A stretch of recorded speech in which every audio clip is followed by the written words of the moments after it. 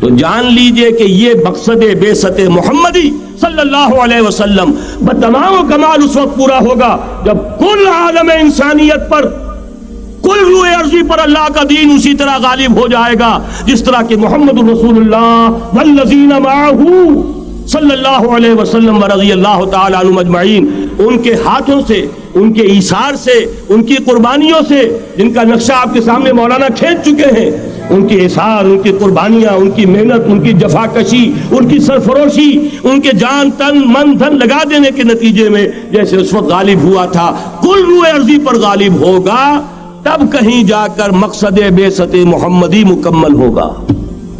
یہی وجہ ہے اقبال نے کہا تھا وقت فرصت ہے کہاں، کام ابھی باقی ہے، نور توحید کا اتمام ابھی باقی ہے۔ لیکن ساتھ ہی خوشخبری بھی دی تھی، یہ چمن معمور ہوگا نغمہ توحید سے، آئے گا وہ دور، یہ چمن معمور ہوگا نغمہ توحید سے، لازماً آ کر رہے گا۔ لہذا اب اس کے درمیان جو یہ فصل ہے اس کو سوچئے۔ لیکن میں اس سے پہلے ذرا وہ حدیثیں کہ جن میں حضور کی سری پیشن گوئیاں آئی ہیں بڑی تیزی کے ساتھ آپ کو سنا دینا چاہتا ہوں، اور اس کی وجہ کیا ہے۔ یہ زمینی حالات جنہیں میں نے کہا تھا انہیں دیکھیں، ظاہر بات ہے کبوتر کی طرح آنکھیں بند کرنے کا تو فائدہ نہیں، حقیقت کو دیکھنا پڑے گا۔ حقیقت کو دیکھتے ہیں تو دل بیٹھ جاتا ہے، مایوسی کے اندھیارے چھا جاتے ہیں، امید کی کوئی کرن کہیں نظر نہیں آتی۔ کہاں نظر آئے؟ مولانا نے کتنا عمدہ نقشہ کھینچا ہے، کہاں ہے وہ اسلام؟ مسلمان تو ہیں، 1 ارب سے زیادہ ہیں، لیکن کوئی پوچھے 1 انچ زمین دکھاؤ جہاں اسلام تم نے نافذ کیا، تو وہاں ہمارے ہاتھوں کے طوطے اڑ جائیں گے۔ نتیجہ یہ ہے کہ حالات تو زمینی جو ہے وہ ہے مایوس کن۔ اس میں ظاہر بات ہے کہ امید کا دامن تھامنے کے لیے ہمیں کوئی چیز چاہیے، اور وہ چیز ہے جو محمد عربی صلی اللہ علیہ وسلم اپنی خوشخبریوں کی شکل میں دے کر گئے۔ آپ نے اپنے دور سے لے کر قیامت تک 5 دور گنوا دیے۔ تکون النبوۃ فیکم ما شاء اللہ ان تکون ثم یرفع اللہ اذا شاء یرفعها ثم تکون خلافۃ علی منہاج النبوۃ ثم تکون ملکا عاضا ثم تکون ملکا جبریا ثم تکون خلافۃ علی منہاج النبوۃ۔ یہ طویل حدیث کا میں نے صرف خلاصہ سنایا ہے آپ کو۔ مسند احمد ابن حنبل کی روایت ہے، حضرت نعمان ابن بشیر راوی ہے رضی اللہ تعالی عنہ۔ پہلا دور دور نبوت، دوسرا دور دور خلافت علی منہاج النبوۃ، نبوت کے نقش قدم پر خلافت جسے ہم خلافت راشدہ کہتے ہیں۔ تیسرا دور مسلمانوں کی حکومتیں، لیکن وہ ملوکیت کا دور، ملکن عاضن، اور ان میں ظاہر بات ہے کہ عاضن بھی تھی، جہاں ان میں خوبیاں تھیں وہاں برائیاں بھی تھیں۔ وہی حجاج ابن یوسف جس نے ایک مسلمان لڑکی کے خط کے اوپر فوج بھیجی ہے، وہی حجاج ابن یوسف ہے کہ سینکڑوں تابعین کے سر اس نے قلم کرائے ہیں، وہی حجاج ابن یوسف۔ وہی خلیفہ کہ جس نے فوج کشی کی اجازت دی تھی سندھ پر، وہی خلیفہ ہے جس نے بلا کر محمد ابن قاسم کو شہید کیا ہے کہ یہ پاپولر ہوتا چلا جا رہا ہے، ملوکیت کے لیے تو اس سے بڑا خطرہ اور کوئی نہیں۔ بہرحال تیسرا دور تھا وہ ملکن عاضن، کٹ کھلی ملوکیت۔ چوتھا دور تھا ملکن جبرین، غلامی کی ملوکیت۔ پہلے کم سے کم بادشاہ مسلمان نام کے تو تھے، اب تو ہم ملکہ برطانیہ کے زیر نگی تھے، تاج برطانیہ کے غلام تھے، کہیں بلندیزیوں کے غلام تھے، کہیں کسی اور کے غلام تھے، کہیں اطالویوں کے غلام تھے، کہیں فرانسیسیوں کے غلام تھے۔ یہ چوتھا دور نوٹ کر لیجئے، آدھا ختم ہو گیا، آدھا باقی ہے۔ براہ راست غلامی کا دور ختم ہو گیا، لیکن ریموٹ کنٹرول والی انہی کی غلامی اب بھی چل رہی ہے۔ فیصلہ وہی ہے جو مولانا نے کہا، تسبیح یا امریکہ یا امریکہ یا امریکہ۔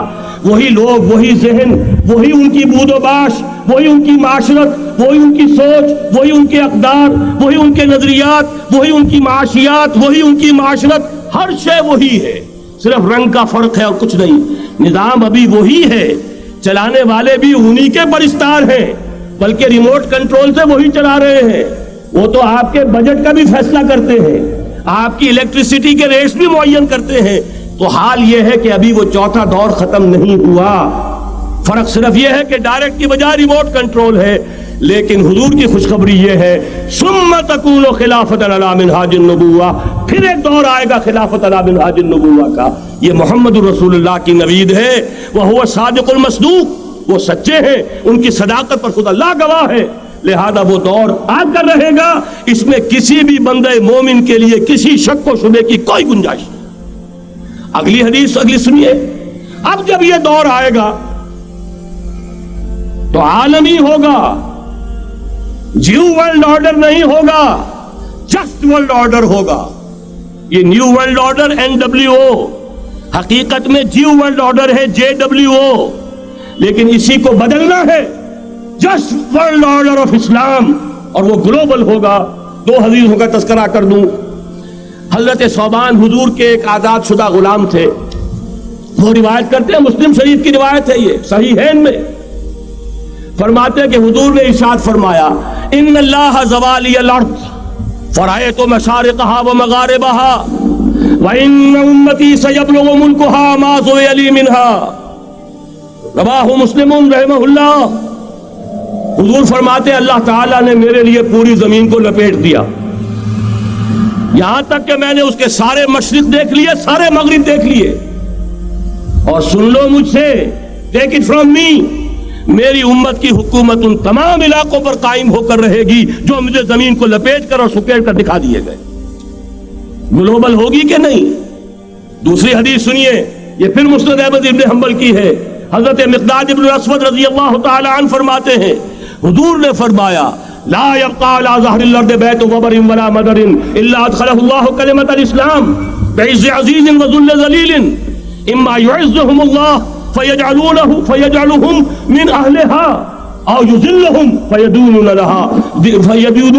لها. یہ ہے حدیث مسند احمد ابن حنبل کی. اور حضرت مقداد فرماتے پھر میں نے کہا اچھا تب تو ہو جائے گی وہی بات وَيَكُونُ الدِّينُ كُلُّهُ لِلَّهِ، دین کل کا کل اللہ کے لیے ہو جائے گا. حدیث کا ترجمہ یہ ہے کہ حضور نے فرمایا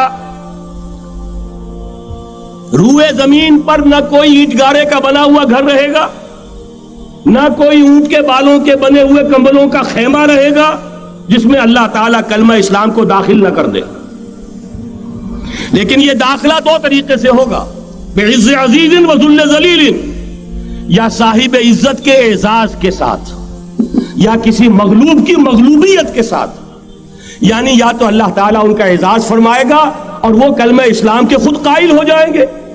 جب گھر والا خیمے والا اسلام لے آئے گا تو اسلام اس کے گھر میں داخل ہوگا، اس کو بھی عزت نصیب ہوگی. وَلِلَّهِ الْعِزَّةُ وَلِرَسُولِهِ وَلِلْمُؤْمِنِينَ، عزت تو حق ہے اللہ کا، اس کے رسول کا اور اہل ایمان کا. اور اگر وہ اسلام قبول نہیں کرے گا تو یوت الجزیۃ عن ید وہم صاغرون، چھوٹے ہو کر رہنا پڑے گا، جزیہ دینا ہوگا، اسلام کی بالادستی قبول کرنی ہوگی. بتائیے اس کے بعد بھی کوئی شک ہے؟ یہ ہے آسمانی نقشہ. یہ اللہ فرما رہے ہیں واللہ متم نورہ ویابی اللہ الا یتم نورہ لیظہرہ علی الدین کلہ ولو کرہ المشرکون. یہ اللہ کا فیصلہ ہے. ادھر یریدون لیطفئوا ہے، یہ زمینی نقشہ ہے. اب شکل کیا ہے؟ اب میں آپ سے عرض کر دوں کہ ان دونوں کے مابین جو خلا نظر آ رہا ہے، کوئی شخص یقین کے ساتھ نہیں کہہ سکتا کہ اب حالات کا کیا رخ ہوگا. اس لیے کہ ظاہر بات ہے قرآن مجید میں مستقبل کے بارے میں خود حضور سے کہلوایا گیا وَإِنْ أَدْرِي أَقَرِيبٌ أَمْ بَعِيدٌ مَا تُوعَدُونَ. لوگوں مجھے معلوم نہیں ہے کہ جس بات کی تمہیں خبر دی جا رہی ہے وہ قریب آ چکا ہے یا دور ہے. وَإِنْ أَدْرِي لَعَلَّهُ فِتْنَةٌ لَكُمْ وَمَتَاعٌ إِلَىٰ حِينٍ. اور میں نہیں جانتا، ہو سکتا ہے اللہ کچھ اور مہلت دے دے تمہیں اور کچھ اور آزمائش جو ہے اس کے لیے تمہارے لیے کوئی اور مہلت عطا فرما دے، ہو سکتا ہے. تو میں بھی کسی دعوے سے نہیں کہہ رہا کہ ایک امکان تو یہ ہے کہ اس بلاک میں اسلام کا احیاء ہو، اور اس کے لیے کچھ نویدیں بھی موجود ہیں احادیث نبویہ میں. وہ تو آپ نے سنا ہوگا اقبال کا شعر، میرے عرب کو آئی ٹھنڈی ہوا جہاں سے، میرا وطن وہی ہے، میرا وطن وہی ہے. حدیث میں آتا ہے یخرج الناس من المشرق یؤتون للمہدی یعنی سلطانہ، مشرق سے فوجیں نکلیں گی کہ جو کہ مہدی کی حکومت قائم کریں گی.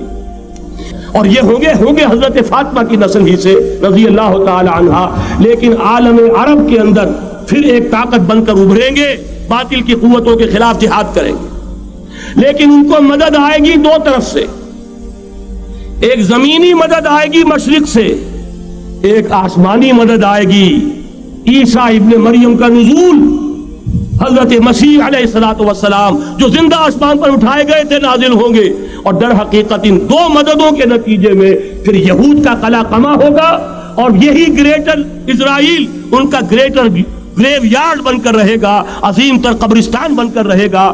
اس کی بڑی واضح حدیثیں موجود ہیں، اس کی بڑی تفصیلی خبریں موجود ہیں، یہ احادیث کی کتب کے اندر، بدقسمتی سے ہماری اس کی طرف توجہ نہیں۔ ایک تو یہ ہو سکتا ہے، اسی طریقے سے ایک اور حدیث ہے، یخرج من خراسان رایات سود، اور یہ مسلم شریف کی روایت ہے، نوٹ کیجئے گا، نہیں ترمذی شریف کی روایت ہے، یخرج من خراسان رایات سود لا يردها شيء حتى تنصب بإيلیا، اور خراسان حضور کے زمانے میں آج کے افغانستان کا نام تھا۔ جتنا خون یہاں پر خلوص کے ساتھ دیا گیا ہے اس کی مقدار بھی کم نہیں ہے، یہاں سے خیر برآمد ہوگا۔ اور دوسری بات اپنے بارے میں نوٹ کر لیجئے، یہ پاکستان، بچا کھچا Pakistan, what remains of Pakistan, یہ اصل میں ہے کیا؟ مولانا بہت خوبصورت انداز میں فرما رہے تھے، یہ 313 نہیں تھے، اسلام تھا۔ اسی طرح نوٹ کیجئے، پاکستان نہیں ہے، 4 صدیوں کی تجدیدی مساعی کا حاصل ہے۔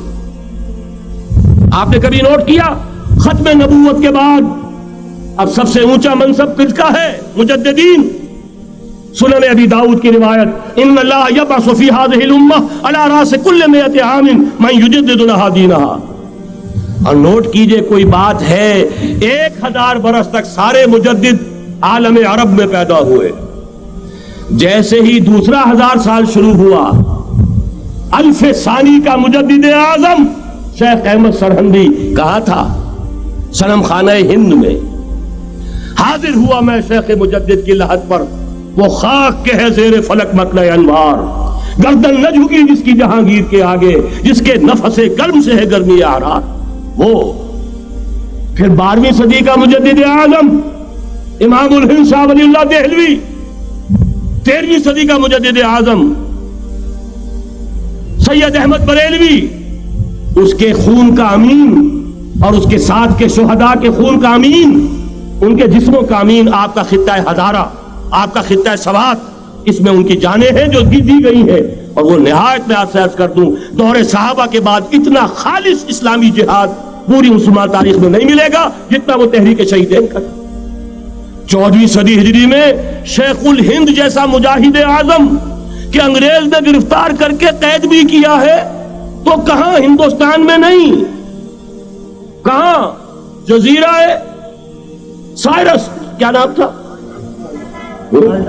مالٹا، جزیرہ مالٹا بحر روم میں، اقبال کے نفس سے ہے لالے کی آگ تیز، ایسے غزل سرا کو چمن سے نکال دو، کہیں ہندوستان کی کسی جیل میں ہوا تو شاید اس کے نفس کی گرمی ہی سے کوئی حرارت پیدا ہو جائے۔